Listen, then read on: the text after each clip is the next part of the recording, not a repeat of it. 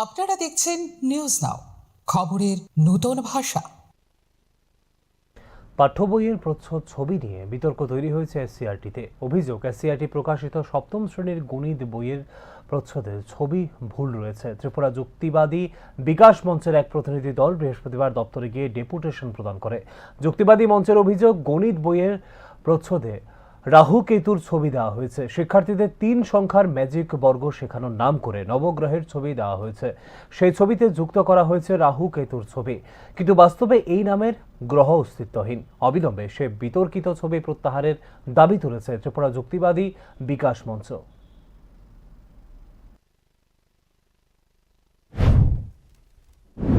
নমস্কার, আমরা ত্রিপুরা যুক্তিবাদ বিকাশ মঞ্চ। আপনারা জানেন, আমরা শুরুতেই প্রেস কনফারেন্স করে আপনাদের মাধ্যমে রাজ্যের সমস্ত নাগরিকদের জানিয়েছিলাম যে এসসিআরটি ডিপার্টমেন্টের সপ্তম শ্রেণীর গণিত বইয়ের প্রচ্ছদে নবগ্রহ যন্ত্রের ছবি দেওয়া হয়েছে এবং ভেতরে 3x3 ম্যাজিক সংখ্যা শেখানোর কারণ হিসেবে এই ছবিটি ব্যবহার করা হয়েছে। আমরা জানি যে নবগ্রহ যন্ত্রের যেই চিত্রটা ছাপানো হয়েছে সেই চিত্রটা একটা ভুল এবং ভ্রান্ত ধারণা, কারণ তার মধ্যে রাহু এবং কেতু নামক দুটি একটা কাল্পনিক গ্রহের কথা বলা হয়েছে এবং সূর্য এবং চন্দ্রকে গ্রহ হিসেবে দেখানো হয়েছে, যা আজকে থেকে 1600 বছর আগেই বাতিল হয়ে গেছে।